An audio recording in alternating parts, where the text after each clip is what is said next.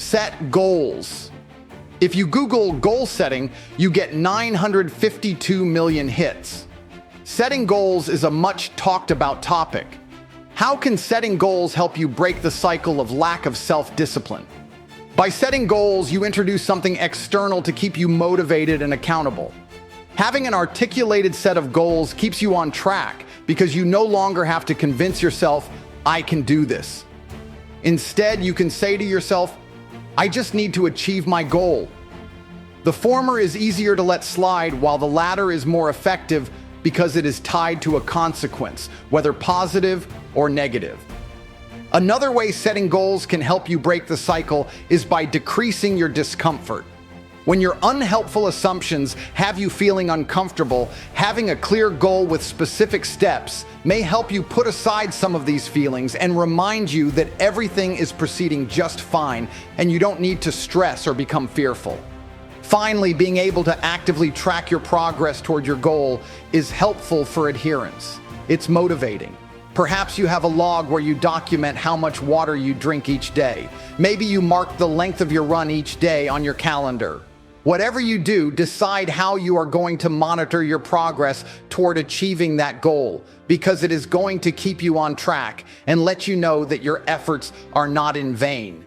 Even just a visual reminder can often be a powerful tool.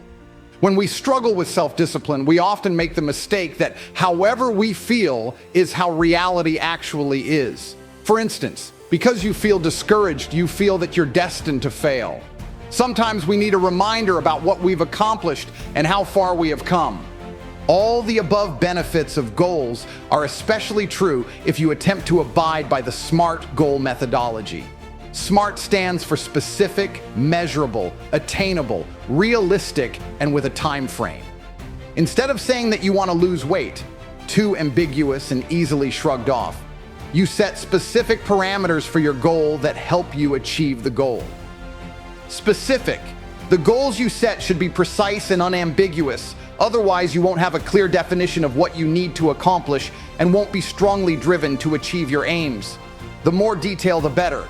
Let's use a common and popular behavioral change as an example of the SMART goals track: establishing a workout routine. Why? Because you want to live healthier. Who's involved? You, for one. Maybe a personal trainer, too. What do you need to accomplish? Building strength and/or losing or gaining weight. Which requirements or obstacles do you deal with? You need to establish a routine and use gymnasium equipment. Your obstacles could be personal, self-consciousness in a workout environment, or living a bit far from a useful gym facility. Where do you need to go to do this? If the gym's too far, maybe there's a space in your house you can clear for working out. Or you could just focus on activities you can do anywhere, like running or biking. These answers don't have to go too far into the weeds, but they should be clear enough to serve as a statement of purpose and mission, measurable. Keeping track of your advancement through your goal is a huge part of remaining motivated. Recording your progress step by step will keep you fully aware of how much you've accomplished and how far you have to go, especially when you're in the latter stages and trying to keep momentum. For instance, exercise in particular thrives on keeping records of your progress. How many reps you do, how many miles you run or bike, by how much you increase your effort over a period of time, how much weight or size you're losing or gaining on a weekly basis, and how far away you are from your targets. If you don't measure it, you won't know it, and you won't do it. Achievable. Be pragmatic about setting your expectations. Although it's important to stretch your capabilities to grow, your goal should be something you can actually complete. You probably won't rise into a senior executive position if you've only been with a company for 6 weeks or even 6 months. Careful estimation of what's realistically possible for you in a modest time frame will help you build your resources gradually and chart your success more surely. If your goal is too easy, you will be bored and unmotivated. If your goal is too difficult, you will become discouraged and quit. For a workout regimen, results should be achievable according to several factors. Your body build may not support dramatic weight loss or gain, so know what you can expect to achieve, perhaps working from the perspective of getting healthier and changing dietary habits. You're probably going to need to set a workout regimen that fits into your daily schedule and moderate your expectations according to what you can accomplish in that timetable. Relevant. Do you feel like your goal actually matters? Is it a useful or worthwhile pursuit? Does it fill an established need? Is now the best time to be following this track? Or might it be too soon? Is it something that will be valuable in the current personal climate? And are you the best person to bring it to reality? For the workout example, this isn't a terribly difficult dilemma. Getting healthy is obviously a worthy quest and fills a need. You're of course the best person to make it happen.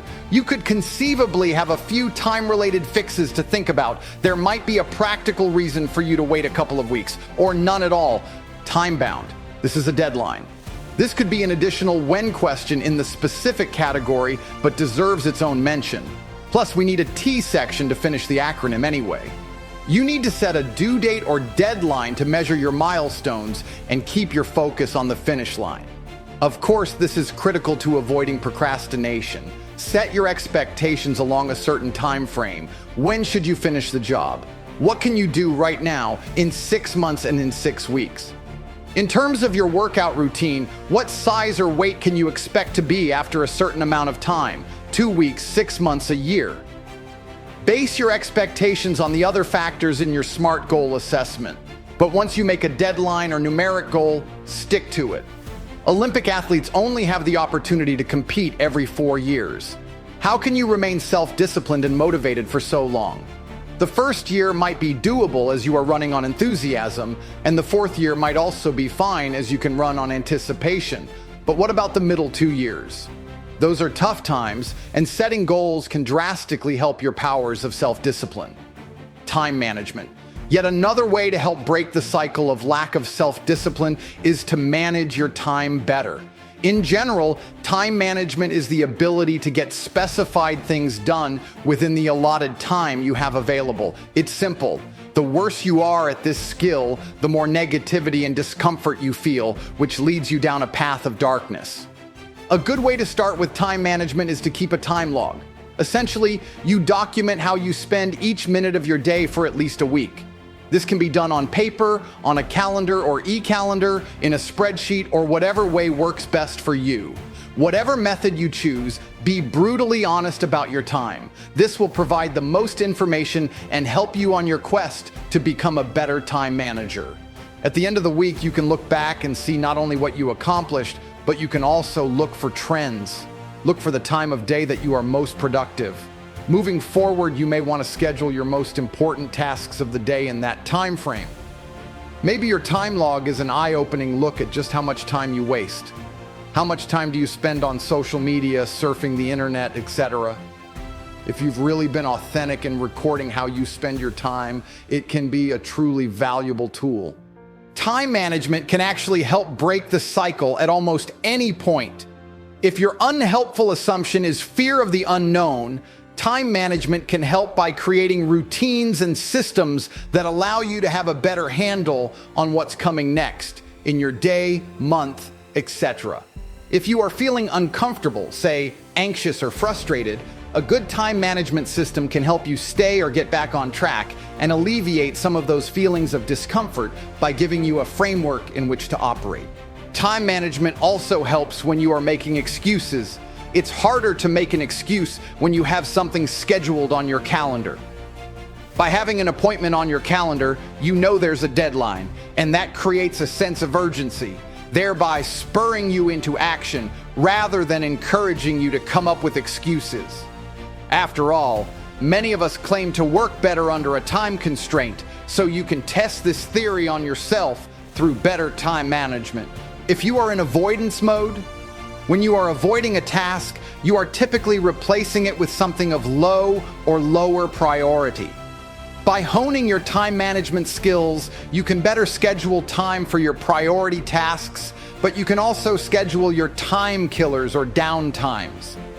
By scheduling both, it helps keep you on task for the more important things, since you know you have time scheduled to do other things. Finally, time management can be beneficial when it comes to consequences. You may be able to avoid some of the negative consequences by being an effective time manager. By scheduling your time, you will be less likely to fall behind, which can create stressful demands on you and your time. You are also likely to avoid failing at a task because you've planned things out ahead of time.